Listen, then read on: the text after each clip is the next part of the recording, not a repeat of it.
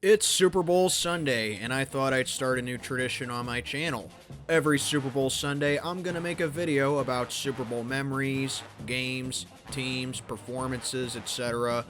And I've been an advocate that the day of and the day after the Super Bowl should be a national holiday and no one should have to go to work. Unfortunately, I don't make decisions, but that'd be the case if I were the president. So this is my first one. My personal top 10 Super Bowl champions of all time. This was very difficult to decide as there have been so many iconic and legendary Super Bowl winners, and everyone has their own best teams because opinions are like assholes. Everyone has one. Here's mine. Some of these are no-brainers and others I had to think about. So without further ado, here are the best teams to ever hoist the Vince Lombardi Trophy. Number 10, the 2004 New England Patriots. You'd figure at least one Patriots team from their dynasty days would be on here, and there it is. This is the only one though, but if I had to pick one, I'd take the 04 team. Fresh off winning the Super Bowl the year before, the Patriots successfully defended their title as they repeated as champs, and this cemented them as a dynasty with their third title since 2001. However, the 2004 Pats came back even better. With trading for Corey Dillon before draft day, he ended up having a career season. New England also had the number 4 offense in the league, the number 3 scoring offense, and the number 9 defense. Tom Brady threw for 3,692 yards and 28 touchdowns with a 92.6 passer rating. All this got them a second straight 14-2 season, but with winning their first 6 games of the season, the Patriots set the NFL record for consecutive regular season victories with 18, and consecutive regular and playoff victories with 21, before losing to my Pittsburgh Steelers on Halloween. In that game, they lost Ty Law for the season, and they had lost Tyron Poole weeks before, which forced them to go with second-year corner Asante Samuel, undrafted free agent Randall Gay, and longtime wide receiver Troy Brown at corner. So this season was a testament to how dominant and resilient they were, and how the system they had was really good. With a first-round bye, the Patriots crushed the Colts in the divisional 20-3, and then unfortunately ended the incredible 15-1 run by the Steelers with rookie Big Ben in the AFC Championship to advance to their third Super Bowl in 4 seasons. They met up with the number 1 seed Philadelphia Eagles, and when Eagles wide receiver Freddie Mitchell said he couldn't name any of the defensive backs on New England, the Patriots greeted them with a 3-interception night, including the game sealer in a 24-21 win. The game was tied at 14 going into the fourth quarter, but a 10-0 run by the Patriots ended Philly's chances. Deion Branch was the game's MVP, and for the first time since the Cowboys from 92 to 95, the Patriots won 3 Super Bowls in a 4-year span. There were a lot of candidates for the Patriots, but like I said, 2004 takes the cake for me because of the dynasty status, and they were statistically the best of the teams. Although 2007 would easily be on here if Eli Manning was never born. Number 9, the 1998 Denver Broncos. After winning their first Super Bowl in 1997, the Broncos protected their title in 98 by dominating the league. A 14-2 regular season after a 13-0 start, Terrell Davis continued to be the engine of the offense as he racked up 2,008 rushing yards. Shannon Sharp had a 10-touchdown season. Rod Smith and Ed McCaffrey each had 1,000-yard receiving seasons, and John Elway turned in a solid swan-song season. Denver's high-powered offense was complemented by their aggressive defense that took on a new level in the playoffs. Denver demolished the Dolphins 38-3 in the divisional and then took care of the Jets in the AFC Championship 23-10 to reach the Super Bowl against the Dirty Bird Falcons, although many thought Denver against the 15-1 Vikings would have been a better matchup. Regardless, the Broncos cruised to a 34-19 win over the Falcons, in which they forced 4 turnovers. Elway gashed the Falcons for 336 yards and 2 touchdowns that won him MVP. All in all, the 98 Broncos were a dominant team that featured 2 Hall of Famers and won all their playoff games by a combined score of 95-32, and all of them by double digits. Elway retired after this season, and this team comes with a bit of controversy as an investigation revealed that from 1996 to 98, the Broncos circumvented the salary cap by deferring money to Elway and Davis outside the team's salary. Denver claimed it gave them no competitive advantage, but it's still worth talking about, but I fully believe that this Broncos team was dominant regardless, and it belongs here. Number 8, the 2013 Seattle Seahawks. In my opinion, the most dominant team of the last 15 years and the 21st century, the Seahawks capitalized off a surprising 2012 season and were even better in 2013. They went 13-3, the number 1 seed in the NFC, and the defense played at a level that hadn't been seen since the 1985 Chicago Bears. Spoiler, I'll be getting to them later. When people talk about this team, they always talk about that brutal and punishing secondary known as the Legion of Boom, led by Richard Sherman, Cam Chancellor, Earl Thomas, and Byron Maxwell. The D-line and interior held their end of the bargain as well, with Bobby Wagner, Cliff Averill, Michael Bennett, Clinton McDonald, and Super Bowl 48 MVP Malcolm Smith. The Seahawks allowed just 14.4 points per game in the regular season, allowed the fewest points at 231, allowed the fewest yards at 4,378, and had the most takeaways with 39. They were the first team to lead all 3 categories since that 85 Bears team. Offensively, the Seahawks weren't too shabby either. With Russell Wilson not making cringy Subway and cell phone commercials, he completed 63.1% of his passes for 3,357 yards and 26 touchdowns, only 9 interceptions, while also rushing for 539 yards and another score. His 101.2 passer rating ranked him 7th in the NFL and made him the first quarterback in NFL history with a triple-digit passer rating in his first 2 seasons. Golden Tate, Doug Baldwin, and Zach Miller rounded out a solid weaponry for them, while Percy Harvin was a special team standout. The engine of the offense, though, was led by Marshawn Lynch, who had led the league in rushing and was also a reliable receiver, making him a lethal double threat. Seattle's largest loss was by 7 points, and it was late in the season against division rival Arizona when the Seahawks already had a playoff spot clinched, and while everyone believed Seattle would be good, they also thought they were still a little inferior to the defending NFC champion and hated rivals 49ers. So in the playoffs, Seattle beat the Saints 23-15 in the divisional, with the score not indicating how much the Seahawks dominated them, and met up with the 49ers in a classic NFC championship game. The Seahawks overcame a 10-3 deficit at the end of the first half and finished strong, outscoring San Francisco 20-7 in the second half. This game is known for the American flag enthusiast Colin Kaepernick throwing a game-sealing interception that was intended for Michael Crabtree, but instead was deflected by Sherman and picked off by Smith, and the Seahawks were on their way to their first Super Bowl in 8 years. This set the stage for Super Bowl 48 against the also 13-3 Denver Broncos, who on the flip side had a legendary offense led by Peyton Manning, who shattered the regular season record for touchdown passes with 55, the most yards in NFL history with 7,313, and scored the most points in NFL history with 606. Everyone was anticipating this to be an all-time great Super Bowl, as it was the unstoppable force against the immovable object, and it was great for Seahawks fans. Simply put, Denver was screwed from the very first play of the game, and the Seahawks ripped the Broncos a new asshole all night. They harassed Manning all night, sacking him once, picking him off twice, one of them for a pick six by Malcolm Smith, forced 2 more fumbles, only allowed 27 yards on the ground, set a Super Bowl record for largest halftime lead, 22-0.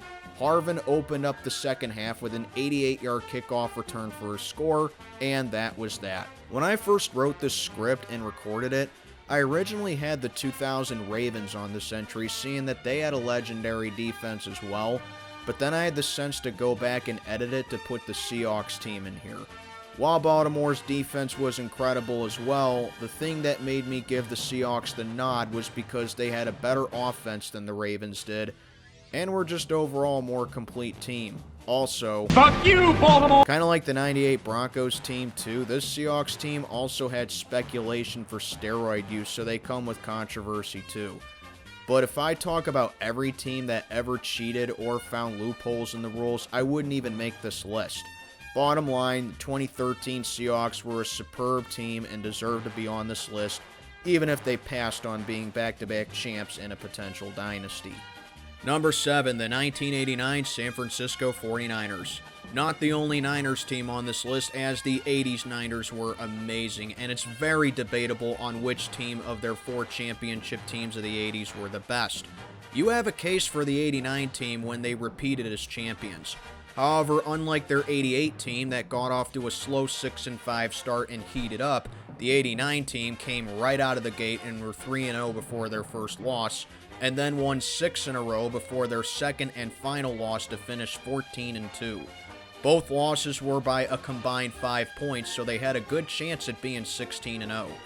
But I don't think a single fan would complain about 14-2. San Francisco outscored their opponents by nearly 200 points, had the first-ranked scoring offense and the third-ranked scoring defense. San Francisco was already an established dynasty at this point, but this team was the equivalent of just rubbing it in, and this was their first season with head coach George Seifert. Joe Montana had possibly the greatest statistical season of his career and one of the greatest in NFL history, setting a record for passer rating with a ridiculous 112.4, a completion percentage of 70.2%, and a 26-8 touchdown to interception ratio. In the playoffs, Montana had arguably the greatest postseason performance by any quarterback in NFL history. He posted a 78.3 completion percentage, 800 yards, 11 touchdowns, 0 interceptions, and a 146.4 passer rating. Overall, San Francisco absolutely obliterated their opponents in the playoffs, outscoring their opponents 126-26, with blowout wins over the Vikings and Rams in the divisional and NFC championship respectively, and in Super Bowl 24 against the Denver Broncos, Denver stood absolutely no chance. The 49ers decimated them 55-10, which still stands as the largest blowout in Super Bowl history. In the game, the 49ers scored 8 touchdowns, 5 of them by MVP Joe Montana, forced 4 turnovers on the Broncos, nearly doubled the Broncos in time of possession, sacked John Elway 6 times, had 28 first downs to Denver's 12, and outgained them 461-167 in yardage. In short, the 49ers dominated this season. How on earth could any Niners team top this? We'll find out. Number 6, the 1992 Dallas Cowboys. Much like the Patriots dynasty, this was a tough call to pick just one 90s Cowboys team. I went with 92 because 3 years after going 1-15, Jerry Jones drafted well with the picks he got in the Herschel Walker trade. It paid off immensely as Dallas went 13-3 in 92, the number 1 offense and defense.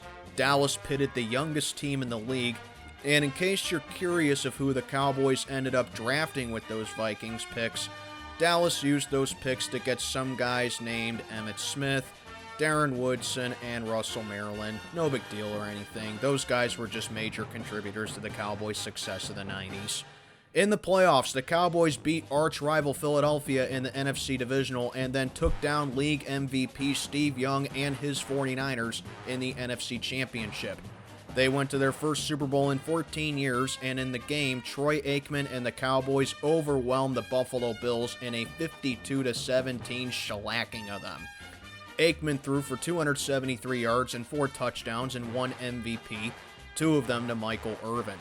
Smith ran all over Buffalo for 108 yards and became the first rushing champion to win a Super Bowl. Many people remember the triplets when it comes to the 90s Cowboys, but no one really talks about how dominant their defense was.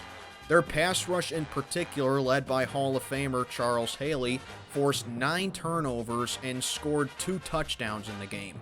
The Cowboys won their playoff games by an average of about 39-16 as their stacked offense, punishing defense, and the Great Wall of Dallas O-line started a 3 Lombardi and 4-season run for the Cowboys, and then they never made it back to the NFC Championship since.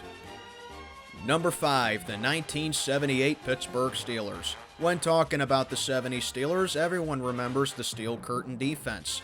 The defense was a little older at this point, but still played at an all-time great level.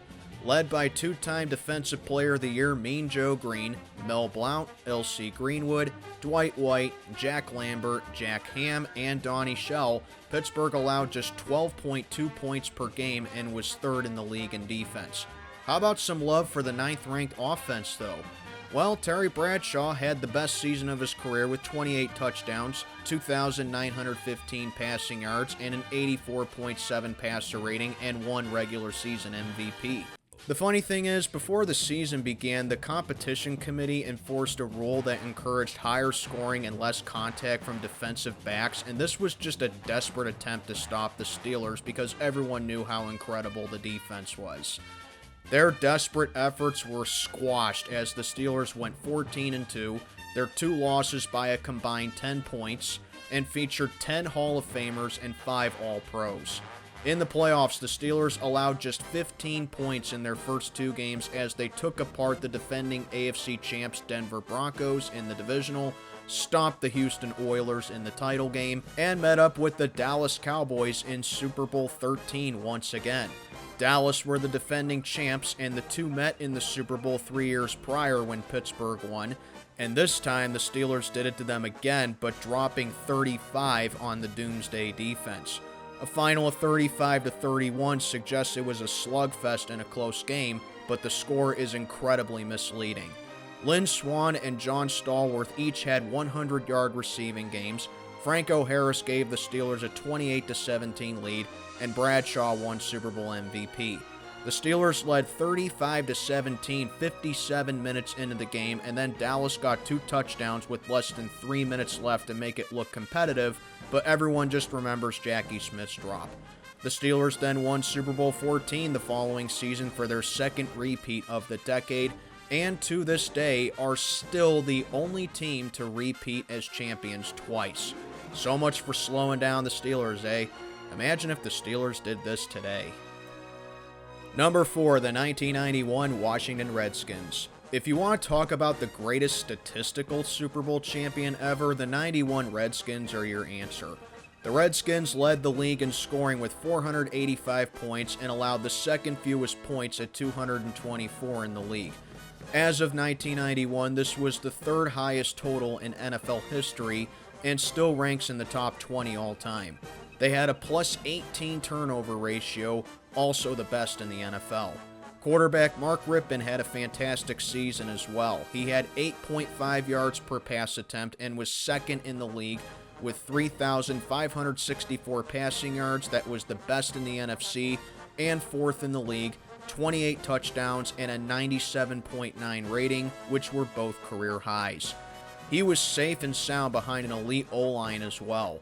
Running back Ernest Biner left his fumbling in Cleveland, and in D.C. he had 1,048 rushing yards, which was 5th in the league, and receivers Art Monk and Gary Clark were each 1,000-yard receivers. Defensively, Washington pitched 3 shutouts on the season and only allowed 27 or more points twice as they won both those games. Head coach Joe Gibbs was the catalyst once again as Washington dominated the NFC with a 14-2 record, and their 2 losses were by a combined 5 points. Then the playoffs came and Washington dominated from start to finish. They absolutely demolished the Falcons and Lions in the divisional and NFC championship respectively, beating them by a combined 65-17. They cruised to Super Bowl 26 against the Buffalo Bills, who were fresh off a soul-crushing defeat in the Super Bowl the year before. The final score of 37-24 Washington suggests it was somewhat competitive, but really it was nowhere close. Washington led 17-0 at halftime, 31-10 at the end of the third, and carried a 37-10 lead with about 6 minutes left in the game. They picked off Jim Kelly 4 times and held league MVP Thurman Thomas to a meager 13 yards on 10 carries. Rippon won MVP, and this was the last champion that never trailed at any point in their playoff games. Honestly, one of the more underrated Super Bowl champions ever that deserves way more recognition. Alright, so these next 3, I think everyone can agree are the 3 best teams of the Super Bowl era, and you can honestly rearrange them in any order you like, and you wouldn't be wrong. However, this is my order, and I'm going to explain why. Number 3, the 1972 Miami Dolphins. I know what you're thinking. Why are they only number 3? They were perfect. They should be number 1. While yes, they're the only perfect team in NFL history, the thing that prevents me from putting them at number 1 is because it was a 14-game season back then. If Miami went perfect in a 16 or 17-game season in 72, there wouldn't be a question where they'd be on my list. But I think top 3 is a fair spot. The 72 Dolphins went 17-0 with a no-name defense. Those no-names in Nick Buonconti, Manny Fernandez, and Super Bowl MVP Jake Scott allowed 17 or less 14 times. Basically, the whole regular season. Miami's offense had a pair of 1,000-yard rushers in Larry Zonka and Mercury Morris. Paul Warfield was eye candy for everyone, and though Bob Greasy hurt his ankle in Week 5, Earl Morrell did a fine job backing him up and filling in for him. Don Shula orchestrated the perfect squad to victories over the Browns and Steelers in the playoffs and faced Washington in Super Bowl VII. Miami's defense shut out Washington's offense and would have shut them out entirely if not for this right here. While I'm not taking anything away from the perfect season, the only team Miami faced in the regular season with a winning record was an 8-6 Chiefs team. But once the playoffs came, it's totally different, and Miami showed everyone that they were the best of the best. Nobody's perfect, but the 72 Dolphins are. Number 2, the 1985 Chicago Bears. Often regarded as the greatest Super Bowl champion ever, the Monsters of the Midway went 15-1 in 1985, winning their first 12 games of the season. Their only loss was a 38-24 loss to the Miami Dolphins on Monday Night Football, but other than that, they were perfect. Buddy Ryan commanded arguably the most dominant and feared defense in NFL history with the 46 defense. This showed in their Week 6 win over the 49ers where they only allowed 10 points. The rest of the way, Chicago pitched 4 shutouts, and their only game where they allowed 17 or more was their only loss of the season. The defense harassed and stymied quarterbacks all season, knocking QBs out of the game left and right, allowing only 198 points all season, allowing 12.4 points per game. They allowed the fewest yards with only 4,135, the most takeaways with 54. The 85 Bears are undoubtedly one of the most dominant and intimidating defenses of all time. The reason I give them the nod over the 2000 Ravens, aside from the obvious record differential, is because the Bears had a more defined offense as well. Chicago was 7th in offense, led by Walter Payton, and one tough son of a bitch at quarterback in Jim McMahon. So when the playoffs came, the Bears were unbeatable. They shut out the Giants and Rams by a combined 45-0 to reach Super Bowl 20 against a cute underdog team in the New England Patriots. New England had no hope whatsoever. Chicago roared to a 46-10 rout of the Patriots, and defensive end Richard Dent won Super Bowl MVP. That's right, the 85 Bears only allowed 10 points all postseason. The defense forced 6 turnovers and only 7 total rushing yards. McMahon led 7 scoring drives for Chicago as well. So the only reason the Bears aren't number 1 to me is because the Dolphins got upset in the playoffs that season, and I think we'd all have loved to see a rematch between the two in the Super Bowl. While it's unlikely Miami would have beat them again, you just gotta wonder what if. But nothing can take away how incredible this Bears team was, and it's surprising how they didn't become a dynasty. So before I reveal number 1, here are a couple honorable mentions I have. The 1976 Oakland Raiders, 13-1 in the regular season, 7 Hall of Famers, John Madden as head coach, vanquished the back-to-back champion Steelers in the playoffs as well. a 32-14 rout over the Vikings in Super Bowl 11, punctuated by a 75-yard pick six by Willie Brown. The only reason this really isn't higher on my list is because many people say that they benefited from a favorable call against the Patriots in the playoffs, and the Steelers were also without Franco Harris and Rocky Bleier. But still an incredible team. Those are just speculations, though. The 1994 San Francisco 49ers, 13-3, Steve Young won his second MVP, 505 total points. Young's season is second best in passer rating behind Joe Montana's 89 season, and Deion Sanders took home Defensive Player of the Year. They routed the Chargers in Super Bowl 29, 49-26 behind a 6-touchdown pass game from Steve Young, although many would have liked to see the Steelers' top defense play them. The 1986 New York Giants, 14-2 in the regular season, throttled the next two champions by a combined score of 66-3, and LT won Defensive Player of the Year. Their 39-20 crushing of the Broncos in Super Bowl 21 is impressive, but people are more impressed with how they easily steamrolled the 49ers in the divisional 49-3. The 1975 Pittsburgh Steelers. Had the 78 team not been as dominant, the 75 team would take its place. 12-2 regular season, the number 5 offense and number 2 defense. Unlike Super Bowl 13, the Steelers never dominated in Super Bowl 10, but the comeback win was impressive regardless. 1999 St. Louis Rams. The only reason I leave the greatest show on turf off the top 10 list is because, like the 85 Bears, it was just one great team. Everyone went from who's Kurt Warner to wow, Kurt Warner's the shit. Everyone remembers Mike Jones' iconic stop to win the game, but how about Warner's rainbow to Isaac Bruce? I'm a little more impressed with the Bears because the team felt more complete, while the Rams were just a legendary offensive juggernaut. The 2000 Baltimore Ravens, 12-4 and the best wildcard team ever in my opinion. I mentioned in my 2013 Seahawks entry that the Ravens were originally number 8 on my list, but I'll still put them in as an honorable mention as the defense set an NFL record for least amount of points allowed in a 16-game regular season, and the Ravens made every Browns fan seethe in early 2001, becoming the youngest franchise to ever win a Super Bowl. I'd put them in the top 10 if they had a better offense or if Trent Dilfer wasn't their QB, because their offense was a mediocre 16th that season. But any football fan should acknowledge them even as a disgruntled Steeler fan. 1996 Green Bay Packers, 13-3, the number 1 seed in the NFC, most points in the regular season, fewest points allowed, and Brett Favre was dominant once again. In my opinion, he should have won Super Bowl MVP. The reason they're an honorable mention is because Green Bay won 4 Lombardis, and in my opinion, the 96 team are the best team, although many would argue 67 is better.